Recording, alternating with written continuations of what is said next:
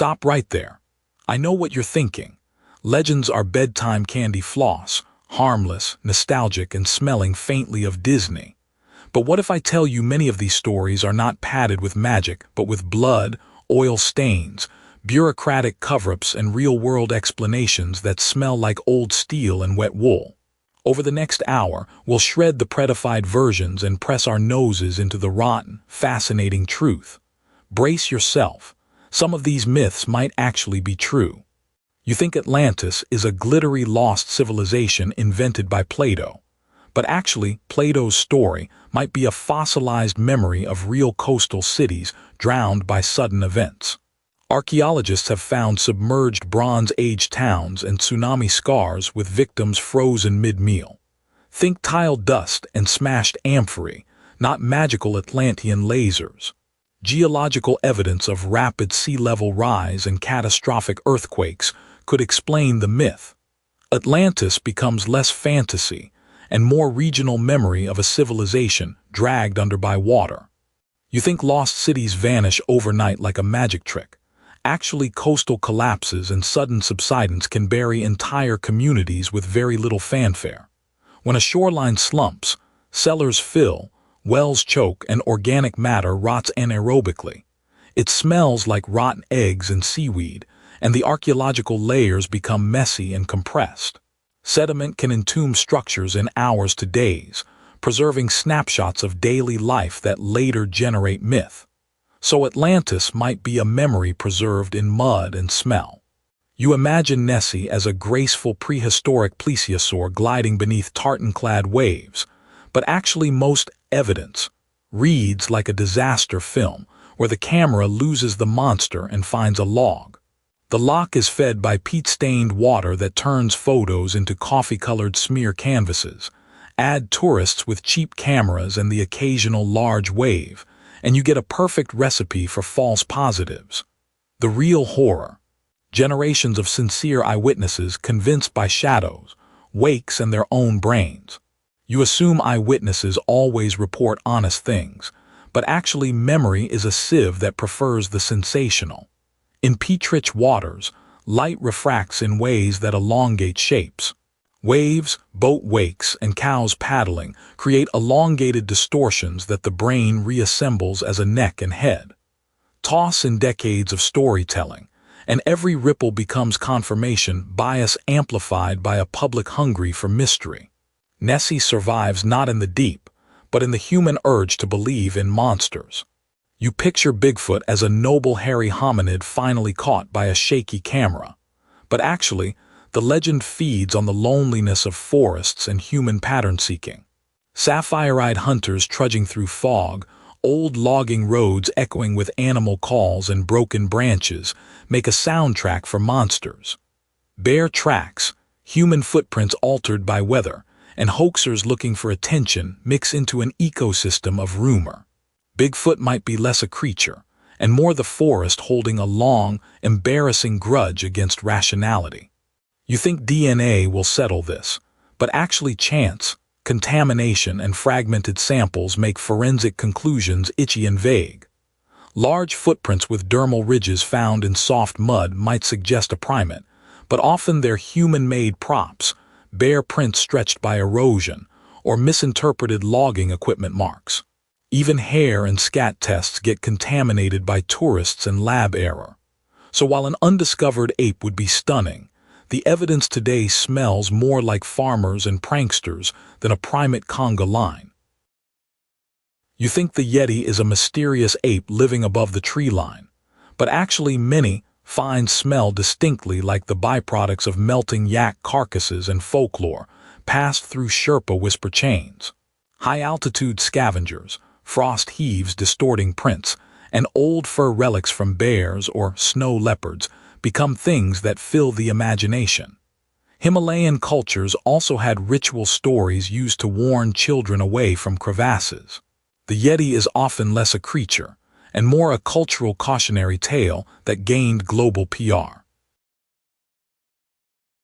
You think a DNA test will reveal alien ape lineage, but actually many hair samples tested as local species like bears, wolves, or even domesticated yaks mixed with algae.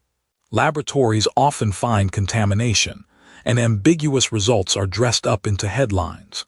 In one famous case, supposed Yeti hair turned out to be an old bare tooth fragment. So the Yeti survives mostly as a billboard for mystery tourism, rather than as a new branch on the primate family tree. You think the Bermuda Triangle devours ships with supernatural gusto, but actually, it's a brutally busy corridor where chaos and weather do most of the dirty work. Sudden storms, rogue waves taller than three-story houses, and methane hydrate eruptions can flip vessels or jam instruments. Add inexperienced captains, navigational quirks like compass variation, and the Hollywood urge to narrate, and you have a perfect fog of myth. The triangle isn't a monster, it's a perfect storm of human error and bad timing. You think instruments are infallible, but actually in chaotic seas compasses can swing, inertial navigation misaligns, and pilots depend on fallible human judgment. When instruments flip, a crew under fatigue can make tiny errors that cascade into catastrophe. A misread heading, a wrong altitude, or a delayed call, and suddenly you've got an entire vessel fighting impossible physics. Most Bermuda disappearances are tragic stories of small failures multiplied by unforgiving weather, not supernatural tap dancing by sea devils. You think Oak Island is a romantic pirate horde location with X marking the spot, but actually, the site reads like a decades-long series of human engineering, waterworks, and greedy excavation causing collapses. Explorers sank shafts, built booby traps, and injected seawater that turned wood to sludge, creating the illusion of ancient complexity. Some theories point to mundane explanations like natural sinkholes or a 1700s curiosity pit. The money pit's grandeur dissolves into a story about money, obsession, and rotten timber. You think treasure hunters are romanticized adventure types, but actually Oak Island's digs smell like rust, human sweat, and the bitter tang of salt-driven rot. Many supposed finds were modern artifacts from previous digs, contamination, or misidentified rocks. Teams chasing fortune have flooded shafts and killed themselves metaphorically through obsession. The site might hold something interesting, but the most reliable find is a cautionary tale about how greed corrodes even the noblest quests. You think the Nazca lines were drawn as alien runways for UFOs, but actually, they're massive ritual pathways and astronomical calendars made by people who understood desert soils and ceremony. These figures are made by removing the dark upper stones to reveal lighter substrate, creating strong contrast that survives arid climates. Pilgrimages, water rites, and elite spectacle likely created these monstrous canvases. The awe isn't extraterrestrial. It's human-scale ritualism on a canvas, the size of a modern city. You think massive works require massive machines, but actually the Nazca culture used simple tools, lots of labor, and the desert's gift, preservation. The crust protects figures from wind and rain, and the aridity prevents vegetation from erasing them. Walkways and viewing platforms would have framed rituals for spectators above and below. So the secret isn't alien tech. It's a people skilled at using their landscape like ink, and a climate that preserved their monumental scribbles for centuries. You think the Voynich manuscript is an elegant hoax or proof of alien language, but actually it's likely a clever medieval cipher, a lost medical handbook, or a multilingual smorgasbord stitched together by necessity and secrecy. The drawings show flora that are mostly hybrids, suggesting either imaginative botany or coded references to medicinal recipes. Statistical analyses show non-random patterns, so whoever made it knew how language behaves. It's less cosmic hoax and more opaque manual stitched by hands with secrets to protect. You think radiocarbon dating would just end it, But actually, the manuscript defeats simple answers by being aged legitimately while still opaque. Dated vellum places it in the early 15th century, meaning it's the right vintage for a medieval cryptographer or herbalist. UV and ink analysis show layers of edits and palimpsest-like changes, indicating living authorship rather than fake antiquity. The Voynich forces us to accept that sometimes human secrecy is the best explanation for an object that refuses to give up its tongue. You think Jack the Ripper is a shadowy genius stalking nobility, but actually the murders happened in a city reeking of industrial filth, overcrowding, and sensationalist newspapers that turned gore into profit. The killer exploited narrow alleys, poor street lighting, and the fact that police and social services were overwhelmed.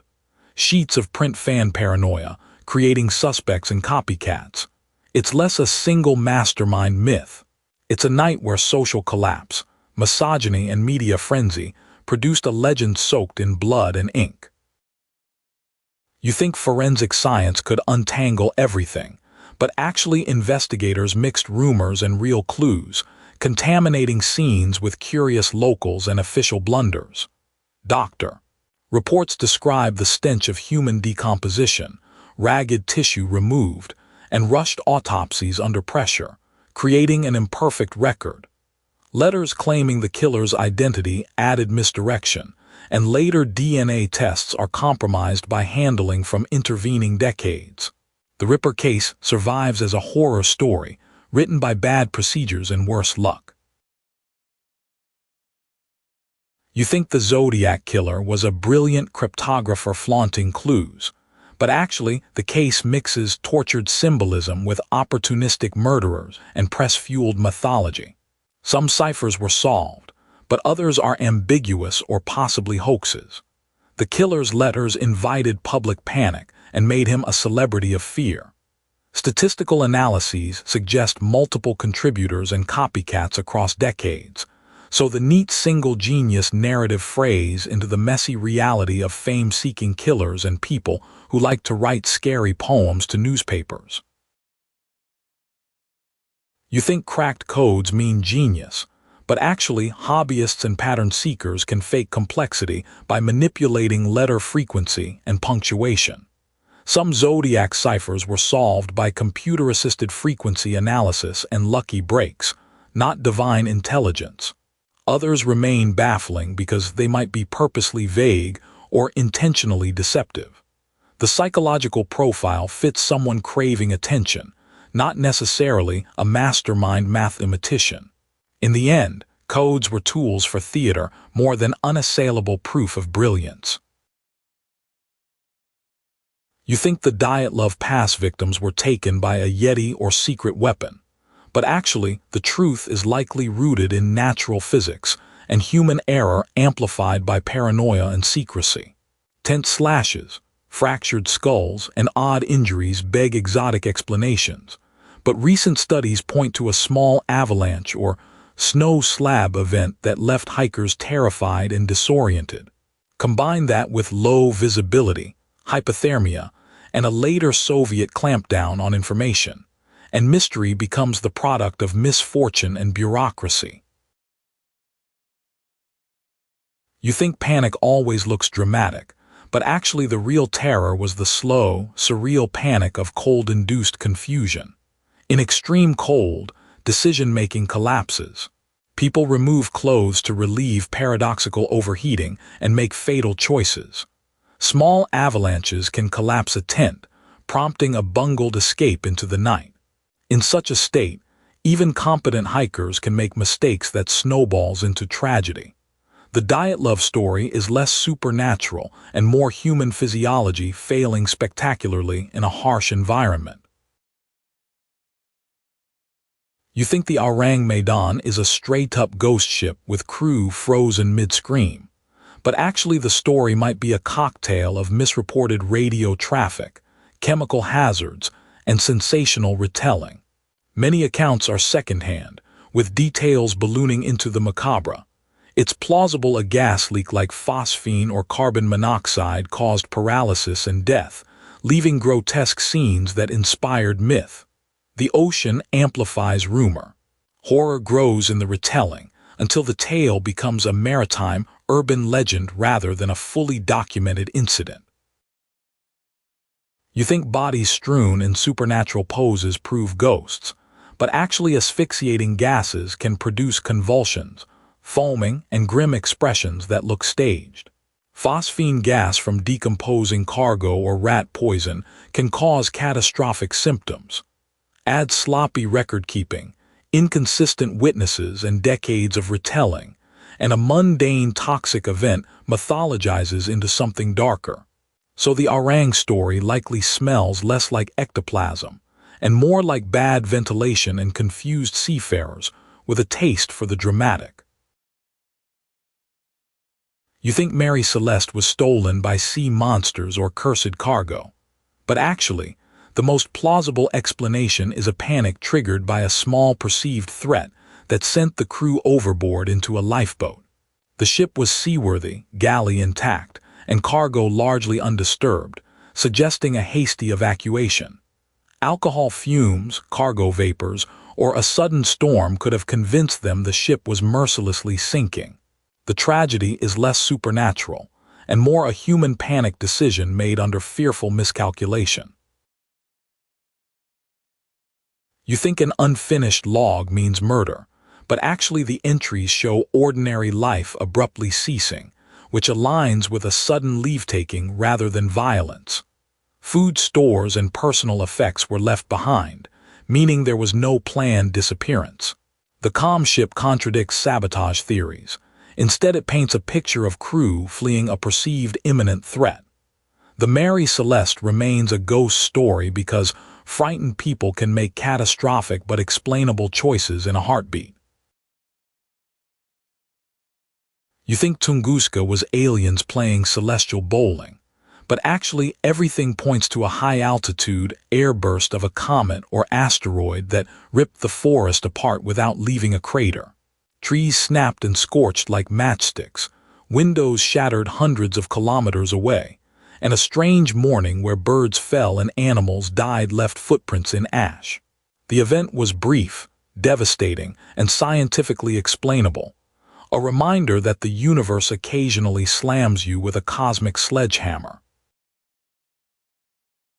You think lack of a crater undermines the impact theory, but actually airbursts disintegrate incoming bodies at altitude, radiating enormous heat and pressure without excavating ground. The heat vitrified resins and left unusual chemical traces consistent with extraterrestrial material. Eyewitness reports of a blazing tail and a low thunderclap line up with the physics of a meteor exploding in the atmosphere. Tunguska is terrifying because it proves that huge, sudden cosmic violence can be efficient and almost invisible on the ground. You think the Antikythera mechanism was made by time-traveling engineers, but actually, it was the product of ancient Greek genius applied to celestial mechanics, a complex analog computer that predicted eclipses and planetary positions. Tiny bronze teeth and axles show a craftsmanship so precise it rewrites assumptions about ancient technology. The gears are corroded and crusted with centuries of seawater, but once cleaned, they reveal a mind obsessed with order, calendars, and the dangerous human urge to predict the heavens. You think gears mean modernness, but actually Hellenistic Greek workshops achieved astonishing precision using simple tools, meticulous measurement, and patient hands.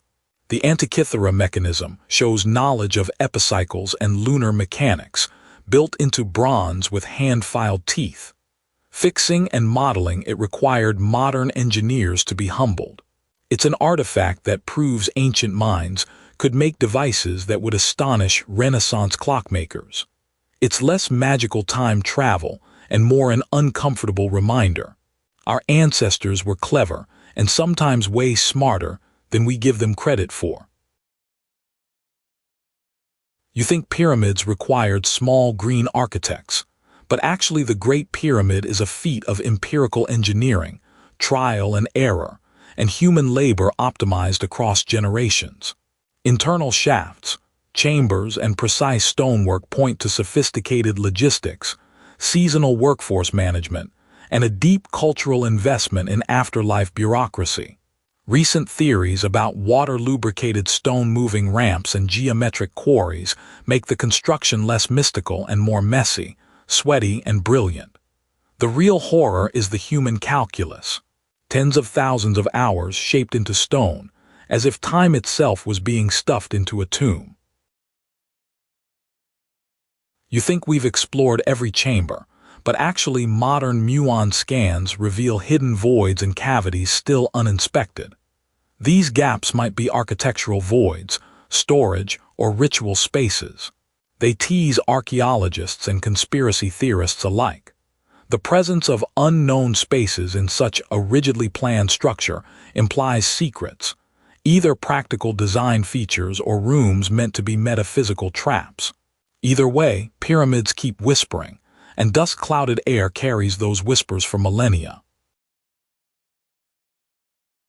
You think El Dorado is a golden city with streets paved in bullion, but actually, the legend grew from rituals of elite rulers covered in gold dust who floated along rivers, an image blown into monstrous wealth by European greed. Conquistadors translated symbolic ritual into literal treasure maps and set South America on fire. The obsession produced genocide, ruined cultures, and a continent reshaped by rumor. The myth's real weight wasn't in gold bars, but in the human suffering and environmental destruction it justified. You think the gold literally awaited conquistadors, but actually, indigenous rituals involved symbolic use of gold in ceremonies that Europeans misread as treasure caches. The colonizers' response was catastrophic. Relentless mining, forced labor, and ecological collapse. So El Dorado's historic truth is a cautionary tale about how greed misinterprets cultural symbolism and then destroys what it seeks. Legends became excuses for exploitation, and the only gold found was the sheen on human ruin. You think Roanoke vanished into thin air, but actually the most plausible idea is a planned relocation to friendly local tribes like the Croatoan, prompted by drought, famine, or colonial mismanagement. The single carved word suggests communication, not supernatural abduction. Skeletal evidence and cultural blending hint that some colonists joined indigenous communities, gradually assimilating and leaving few European traces. The real story spoils the spooky vibe. People made brutal pragmatic choices to survive, not dramatic disappearances at the hands of witches. You think no traces mean no survivors, but actually assimilation often erases visible markers over decades. Climate data shows droughts that would have stressed a tiny colony, making alliance with local tribes a smart move. Tools and mixed-blood descendants would vanish into indigenous life. So Roanoke's disappearance is probably less Gothic mystery and more a messy, human exit strategy. Pragmatic survival repackaged as a spooky unsolved story. You think the Beast of Gavaudan was a single supernatural monster, but actually the killings probably involved a combination of wolves, feral dogs, and possibly one violent human opportunist exploiting fear. Period newspapers fed hysteria and isolated rural communities, living close to livestock and blood, amplified panic into legend. Contemporary accounts describe both animal and human-like behaviors, suggesting a mixed set of culprits. The beast becomes less a mythical hybrid and more a case study in how fear ripples through fragile societies. You think townsfolk were helpless, but actually they organized hunts, offered bounties, and sometimes blamed outsiders to restore control. Tracks and pelts were collected, and some large wolves fit the bill, but the mix of accounts suggests human embellishment. The beast myth served social functions. It unified communities against a common enemy and justified harsh responses. In short, the legend grew like mold on damp cloth, from messy reality into a monstrous, simplified story that was easier to fight than the real tangled causes. You think the green children are proof of fairies crossing dimensions, but actually plausible explanations include nutritional deficiency like chlorosis, regional dietary oddities, or displaced Flemish migrant kids traumatized and starving. The green tint could be from baby jaundice variations or diet, and their strange speech possibly a dialect. The miracle elements were added by medieval chroniclers eager to spice a moral lesson. The result is a story where human suffering and misunderstanding were recast as mystical intervention. You think color equals magic, but actually malnourished children can exhibit unusual skin tones, and grief distorts accounts. Chroniclers often framed such stories to teach charity or warn against the foreign. A damp year and poor harvest could create the perfect backdrop for displaced children showing up in strange clothes, sparking superstition. When we strip away the folklore, what remains is less enchantment and more a sad human episode misread by a population eager for moral lessons. You think La Llorona is just a scary ghost to hush kids, but actually the tale functions as a cultural warning about childcare, domestic violence, and the dangers women faced in colonial societies. Versions of the story reflect real tragedies and societal anxieties: abandoned women, infanticide, and male violence. The weeping woman becomes a moral symbol to enforce social norms and explain infant mortality in communities that lacked modern medicine. In short, La Llorona's lament is more social record than supernatural indictment. You think rivers are only dangerous to the living, but historical riverbanks were sites of tragedy, drownings, burials, and unrecorded deaths. La Llorona compresses these ordinary horrors into one figure that carries communal grief. The legend helped communities cope by personifying loss and creating a cautionary tale that made parents watchful at night. So the spectral cries likely started as echoes of real sorrow, repurposed into something that clicks in the brain as a single, coherent story. You think the Black Dahlia is just a grisly puzzle to be solved by detectives, but actually, it reveals a culture fed on spectacle and the objectification of female bodies. The murder's grotesque staging collided with an insatiable press that turned a nameless woman into a lurid icon. Investigations were hampered by sensationalism, sloppy leads, and a desire for quick answers. The case became as much about the media's appetite as about the crime itself, transforming a human tragedy into a morbid entertainment event. You think the perfect suspect must exist, but actually investigations were drowned in rumor, planted confessions, and law enforcement wanting publicity rather than closure. Multiple suspects were touted and discarded, and police files grew fat with gossip. The victim herself was turned into a tabloid archetype rather than remembered as a person with hopes and trauma. The Black Dahlia case survives as a cultural wound, reminding us how society can consume a victim's identity in its hunger for narrative closure. You think The Somerton Man is an exotic spy thriller, but actually the case sits at the crossroads of ordinary mystery, post-war secrecy, and human anonymity. The cryptic Tamam Shud scrap suggests a link to a literary text, not necessarily espionage, and handwriting analysis has been inconclusive. The era's cloak and dagger climate invites spy stories, but the simplest truths, a traveler with no matching records, possible natural poisoning, and wartime chaos in paperwork, probably explain much of the mystery. Still, the image of an anonymous corpse in a suit keeps the imagination greedy. You think a single cryptic scrap is proof of espionage, but actually it could just be a torn page used to line pockets, a sentimental keepsake, or an odd coincidence. Wartime disruptions produce people changing passports, stealing transit, and being untraceable. While spy theories are sexy, forensic and social evidence points to mundane realities. An unidentifiable traveler with no paperwork and a death that exploited bureaucratic weakness. The Somerton man remains a human ghost because records failed him, not because he was necessarily a secret agent. You think the Bell Witch is a supernatural tormentor, but actually many elements fit a local vendetta: land disputes, family feuds, and psychological contagion in a small community. Stories of poltergeist activity often flared in places with social stress, and rumors fed on epistolary accounts. While bizarre incidents were reported, a human hand, whether in pranks or vindictive acts, might explain much.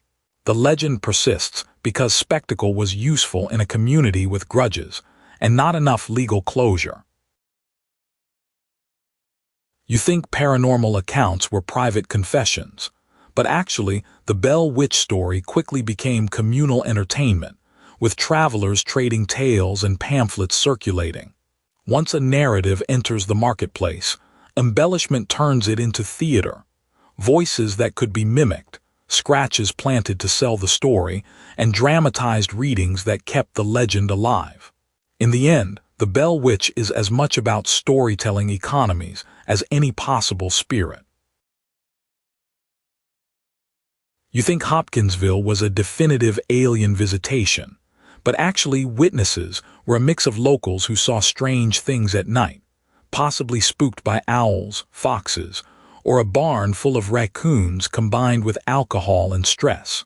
Eyewitness testimony in fear is notoriously unreliable. Headlights, animal reflection, and nervous imagination can produce descriptions of big-eyed goblins that hold up in small-town oral tradition. The event became famous because it fit a cultural script, not because the evidence crossed a threshold into the extraterrestrial. You think mass hallucination is rare, but actually shared fear feeds itself fast. In a tense night, one person's scream triggers a chain of misperceptions. Shapes become creatures, and quickly everyone has a similar memory. The Hopkinsville incident shows how isolation, alcohol, and folklore combine to create a memorable community myth. It's terrifying but not necessarily extraterrestrial, a reminder that fear is a potent fact-making engine. You think the man in the iron mask was an epic royal secret, but actually the story likely hides political expediency, legend building, and censorship. Records show a mysterious prisoner with strict secrecy enforced, but who he was remains ambiguous. A disgraced noble, a political rival, or someone spurned by court intrigue. The mask motif became a symbol of absolute power's paranoia: hide people you can't punish openly. The mask is less royal scandal, and more a symbol of state control and rumor management. You think secrecy implies scandal, but actually bureaucracy often hides mundane reasons behind fortress-level secrecy. Political bargaining, fear of scandal, or protecting a family reputation. Orders to conceal identities were common in absolutist regimes where rumor could topple careers.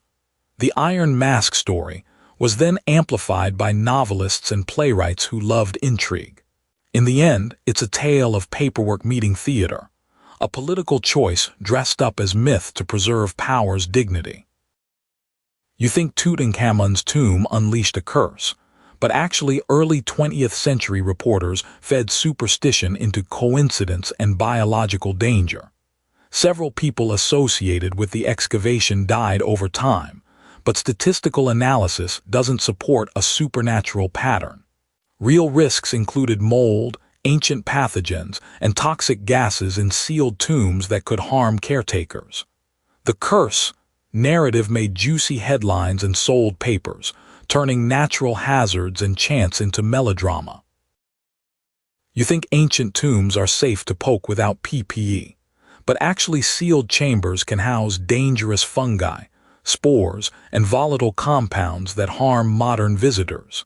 Early archaeologists breathed without protection, making them vulnerable to respiratory illnesses. Combine that with a voracious press, and you get headlines screaming curse. The real lesson is biological caution and responsible archaeology, not curses invoked by mummified pharaohs. You think the devil walked through town on a hoof, but actually the 1855 devil's footprints were likely caused by otters, escaped kangaroos, or hoaxers using wooden devices to leave impossible tracks. Snow preserves weird shapes that ordinary animals can make look supernatural, and storytellers filled in the rest. Once a pattern is reported in a newspaper, imagination turns it into divine proof. So the devil's nocturnal stroll probably came from much more mundane and slightly ridiculous causes. You think supernatural explanations are exotic, but snow is a fantastic canvas for optical illusions and human mischief. Animals like field mice or birds can produce tracks that, under melting and refreezing, look bizarre. Add a playful prankster with carved blocks, and you have a viral sensation of the 19th century. The Devil's Walk is a cautionary tale about how quickly a mundane scene escalates when filtered through pattern-seeking brains and credulous newspapers. You think Mothman is a cryptic omen of doom, but actually many sightings likely described sandhill cranes, barred owls, or other large birds seen under strange light that make eyes glow and wings look monstrous. The psychological prime of a community bracing for disaster turned a handful of reports into a full-blown legend. The bridge collapse that followed cemented the omen myth, even though correlation does not equal causation. In short, Mothman is likely a bird plus a culture ready to be terrified. You think an omen must be metaphysical, but actually tragic events make communities look for meaning, and folklore supplies it. Once the Silver Bridge disaster occurred, previous odd sightings retroactively gained significance. People prefer a story that includes warning signs because it offers a sense of control in chaos. So Mothman functions as a cultural narrative mechanism, turning misread bird sightings into symbolic premonition after a catastrophe rewrites memory. You think the Flannan Isles keepers vanished into thin air, but actually the most plausible explanation is a freak wave or scarp of water sweeping men off a cliff while they were performing routine tasks. The lighthouse showed signs of hasty departure, an unfinished meal and personal effects, but no struggle. In violent seas, a single wave can erase a person, and the isolation of a small island leaves no witness. The mystery is gruesome but mundane, a harsh environment doing what environments do best. You think vanished keepers are proof of alien abduction, but actually working on a cliff-edge tower during storm surge conditions is a lethal job. Tools left mid-task, the harness undone, and a sudden gust can be fatal. The sea doesn't leave many remains and it doesn't leave explanations. It just keeps swallowing. The lighthouse keeps its secrets, but the rational answer is a tragic occupational hazard rather than supernatural mischief. You think globsters are sea monsters washing ashore whole, but actually they're often whale or shark carcasses so decomposed they lose recognizable features, turning into unidentifiable protein mounds. Bacteria and scavengers strip away bones and muscle, leaving a fibrous mass that freaks out anyone who expects neat anatomy. Scientists repeatedly find collagen-rich blobs with no exotic DNA. The horror is natural decomposition, gross and impressive, not some new Cthulhu cousin. You think we can accept unknown and move on, but humans hate unlabeled things, especially gross ones, so we invent monsters to fill the gap. Forensic tests usually reveal familiar creatures broken down by time and chemistry. Even when initial tests seem inconclusive, later DNA work shows whales, sharks, or large fishes. Globsters are nature's horror effects, real, gross, mysterious, and ultimately explainable with a scalpel, a freezer, and a lab. You think the Utsurobune is an ancient UFO story, but actually contemporary accounts fit a stranded foreigner or an escaped person in an unfamiliar craft washed up after storms. Local chroniclers described odd language and attire, perfect breeding ground for myth. The story spread because it matched anxieties about outsiders and the sea. In short, the Utsurobune is likely a grounded human encounter rendered strange by cultural distance, not evidence of pre-modern alien contact. You think myth needs monsters, but actually small cultural misunderstandings make much better stories. A unique boat and unfamiliar clothing can be misread as otherworldly, especially when narrated by sailors with poor lighting and lots of rum. Over time, embellishment adds horns and glowing lights. The Utsurobune does a reliable thing legends do. It takes a minor confusion and stretches it into a cosmic curiosity that feeds our appetite for the inexplicable. You think legends are either lies or holy relics, but actually they're messy human artifacts, compressed narratives born from survival instincts, cultural anxieties, and the very human skill of storycraft. Each legend we examined is less a verdict and more a palimpsest where real events, natural forces, and social needs override each other. The nightmare fuel comes not from monsters, but from human history's stubborn ability to twist ordinary horrors into immortal tales. Understanding that makes them creepier, not calmer. You think science always kills myths, but actually belief persists because stories fulfill emotional roles science rarely touches. Community cohesion, moral lessons, and meaning in tragedy. Evidence can neutralize one claim while leaving the emotional substrate intact, so a rumor simply mutates. Myths are sticky because they solve a social gap that facts can't always fill. That's why legends keep breathing. They meet needs facts sometimes ignore. You think skepticism kills wonder, but actually skepticism sharpens wonder by asking what's under the surface smell, what's behind that odd footprint, and who benefits from a good story. Be hungry for mystery, but also hungry for context, evidence, and the human stories behind legends.